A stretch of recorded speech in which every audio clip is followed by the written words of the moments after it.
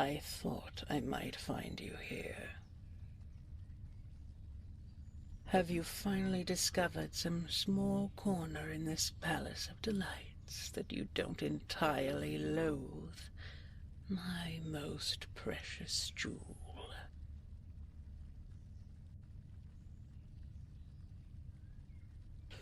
Oh, I'm glad to hear it. I've had this little garden for years, but no sooner did I have the thought I might invite you to stay, but I had the saplings of the trees of your favorite fruits brought in, so they might be in bloom by the time you...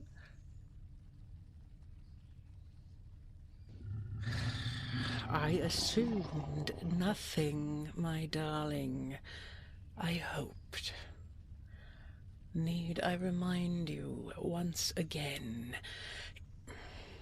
Indeed, you did agree, and I shall warn you that you have only just earned my trust again. Let's not ruin it all in a day, shall we?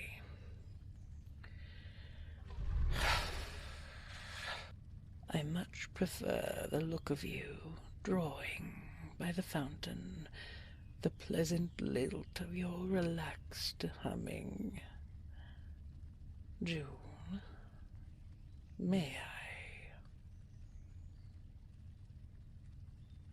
I would like to join you, to sit with you. No, not to stare. By the flame, my darling, you are so delightfully unpredictable. I never know quite what you are going to say. No, I do not wish to sit with you merely to gaze upon you, although you are a welcome sight, it is true. I do not wish to disturb you at all. I only desire to share your company. I have my own musings to attend to.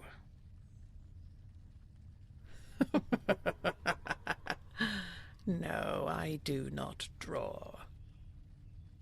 My artistry takes a different form. To you, I shall look rather like I am asleep, but I shall be crafting worlds, illusions, binding myself closer to the source of my magic. I will enter a sort of meditative state, a trance. But it should bring me a great comfort to do so, close to you. Would that be all right? Wonderful.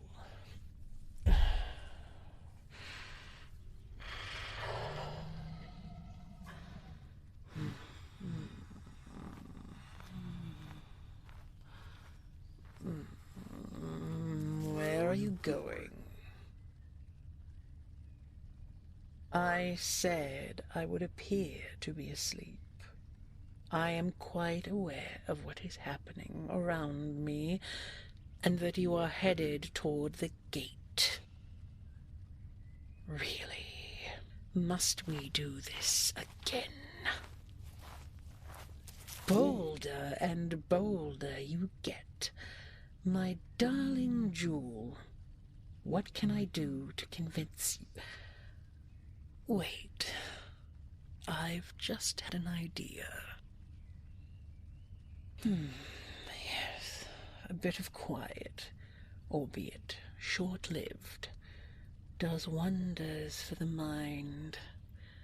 Do you think your wanderlust could be sated for a time if you could see your family? Do not mistake me, dearest. I mean to show them to you by magic, a vision of sorts. I'm sure my mirror has found a number of amusements to present to you, but a mirror can only reflect what is before it, be it of a physical, spiritual, or arcane nature.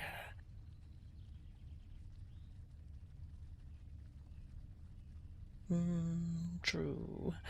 It has shown you things from your imagination, but that is only because you were standing in front of it. My mirror cannot call upon true images from far away. Not like that. Would you like to guess again? You are so endearing when you are tugging at the edges of a mystery.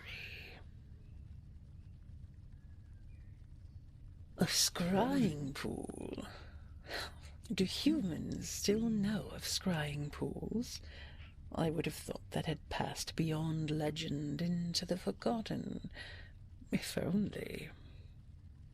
Scrying pools are very rare, and the politics involved in their use would overwhelm you.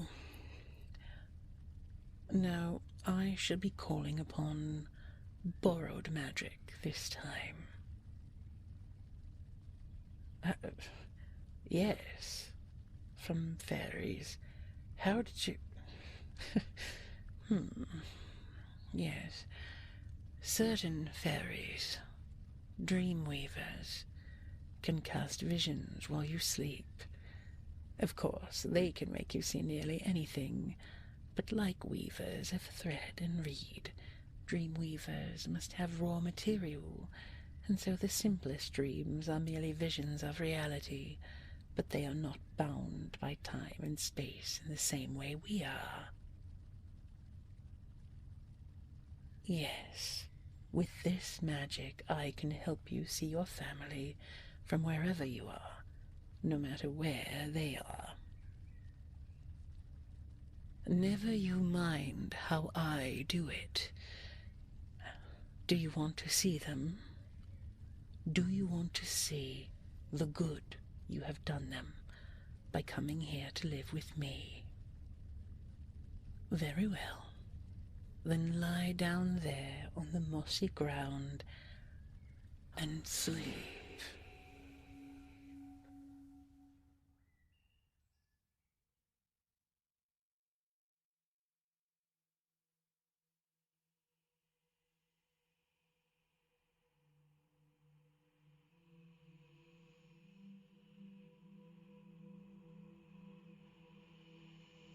You're so excitable, my jewel.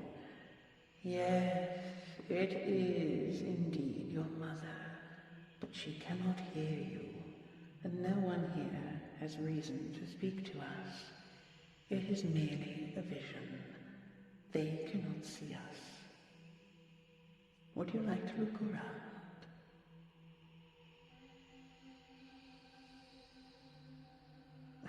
No, not the same house at all. A much grander one, in the city, with sturdy walls and a carriage house and an orchard. But these are only things. Look at your mother. How happy she appears. Don't you agree? Yes, well, we all need something to do to pass the time. And if baking and selling pastries amuses her, why shouldn't she? But you see the ease on her face. No worries. No wondering if her children will make it through the winter with enough food, if her cottage will survive the buffeting winds and sea storms, if brigands and wolves will attack her flock. She can simply be an artisan, a woman of leisure and commerce, but without the pressures of financial ruin at her neck. Thanks to you. And who is this in the mill? Your brother?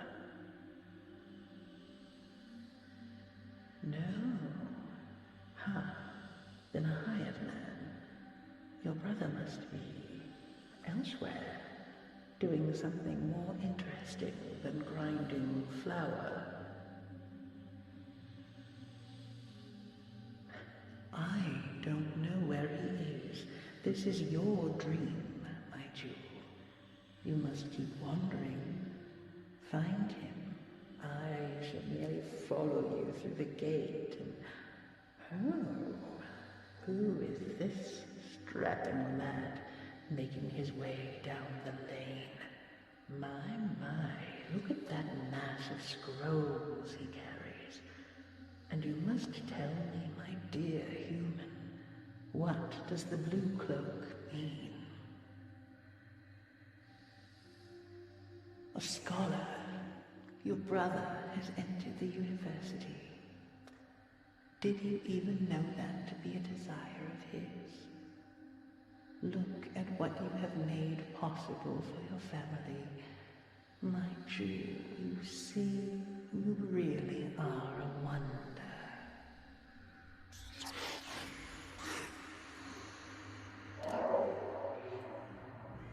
Was there something else you wanted to see?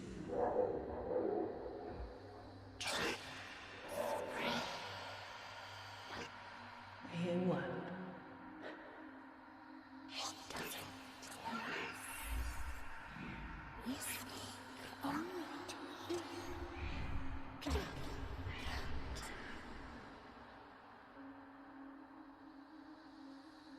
My Jew, I told you, the people in this dream cannot see us, and so if they are speaking, they speak only to one another. What troubles you, my darling? Come to us and be free of the dragon. With us you can walk. Where, what, my dearest? I do not know what you mean. I fear this has gone on too long. I should have known better than to use incongruous magics to show you the truth. Wake up, darling.